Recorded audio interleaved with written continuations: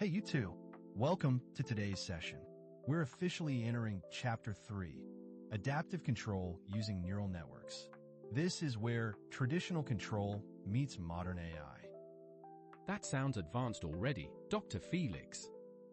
So, neural networks actually learn while the system is running? Exactly. A normal controller like PID assumes the system stays stable and predictable. But in the real world, systems drift, temperatures change, materials age, external forces vary, and because of that, a static controller isn't enough. So NN-based controllers fix that by adapting. Yes, neural networks can capture nonlinear behaviors and adapt when things change. Let me give you a real example. High-rise buildings in Tokyo.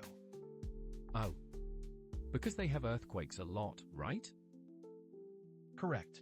Even small tremors, what they call micro-earthquakes, cause noticeable vibrations in tall buildings. Add strong, seasonal winds, train vibrations from underground subways, and suddenly the system becomes very unpredictable. And the neural network controls the building's damper? Yes, the damper acts like a big shock absorber. But instead of being dumb and fixed, the NN controller adjusts its force output based on the building's real-time vibration patterns. So it learns how the building reacts and responds smarter over time? That's the beauty of it. The controller improves itself as it runs. That actually sounds futuristic. It is the future. A controller that learns, just like a human, but much faster and without getting tired.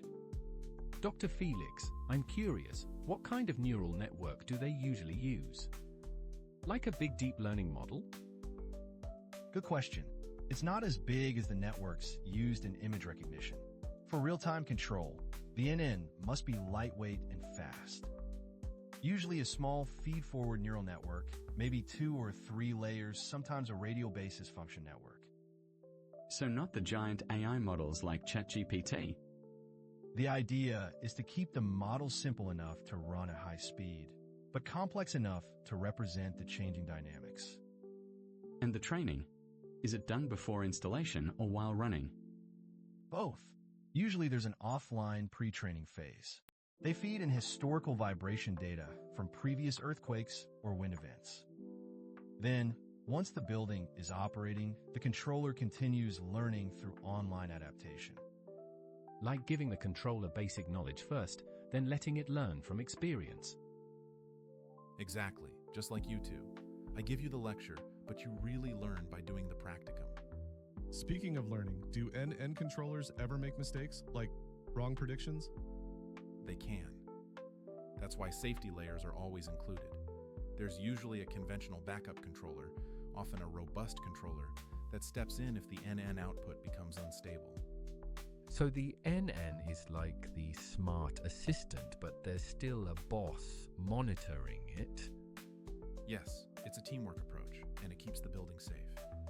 It's amazing how much engineering goes into something people never even think about.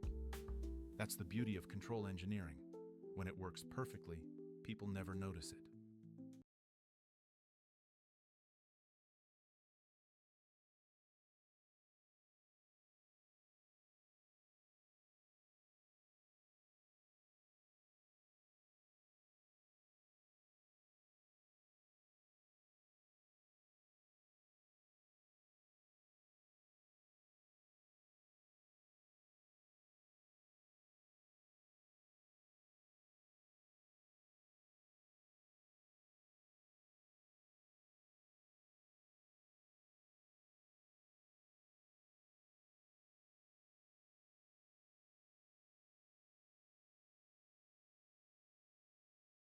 All right, now that you understand why we use neural networks, let's talk about how they actually work inside an adaptive control system. This is the part I was waiting for. I still find it hard to imagine how fast the NN reacts. Good. Speed is crucial here. In vibration control, delays of just a few milliseconds can make the system unstable. So everything has to happen almost instantly. Exactly. Let's start from the sensors. In a real building, we place accelerometers at different floors. These sensors continuously measure vibration, acceleration, velocity, sometimes displacement. And all of that data goes straight into the neural network? Yes, those measurements become the input vector of the NN. Based on that input, the network estimates the control force that the active damper should generate. So the NN is basically predicting the opposite force to cancel the vibration. That's a good way to think about it. In control theory terms, the NN approximates the inverse dynamics of the building.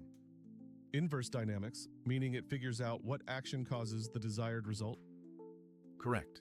The desired result here is minimal vibration. I tried to simulate this by turning on the vibration device. Then the miniature building started to shake. The graph showed large fluctuations. Right now, this is an uncontrolled system. Notice how irregular the vibration is. It's not even periodic, it keeps changing. And that's exactly the problem with fixed controllers. They assume predictable behavior. So this is where adaptation comes in. Yes, now let's talk about learning. The neural network contains adjustable parameters called weights. During operation, an adaptation law updates these weights based on the error, the difference between desired and actual vibration. So smaller vibration means smaller error. Exactly. The NN continuously modifies itself to reduce that error. And this learning happens online, while the system is running. Yes, that's why we call it online adaptive control. The system learns from its own behavior in real time. That sounds risky. What if the NN learns the wrong thing? Excellent question. In practice, we use bounded learning rates and stability constraints. This ensures the learning is slow enough to stay safe, but fast enough to adapt. So the controller doesn't change too aggressively. Exactly. Stability always comes first. Dr. Felix, does the neural network need an exact mathematical model of the building to work properly? Good question. That's one of its biggest advantages. It doesn't. Traditional control relies heavily on precise mathematical models, which are hard to obtain for large buildings. Because buildings are too complex? Exactly. Thousands of components, flexible structures, unknown disturbances. Neural networks bypass this by learning directly from data. So even if our model is inaccurate, the NN can still compensate? Yes, as long as the sensors provide reliable feedback, the NN can adapt to modeling errors. That makes it more practical for real-world systems. Very practical. That's why NN controllers are often used when system uncertainty is high. I guess that's also why this is called intelligent control. Exactly. The controller doesn't just follow equations, it learns behavior. Okay, in the next scene, we'll activate the neural network controller in a full Tokyo high-rise simulation and see how all of this theory works in practice. I'm curious how much the vibration actually drops. Same. The graph already looks intense. Then let's find out.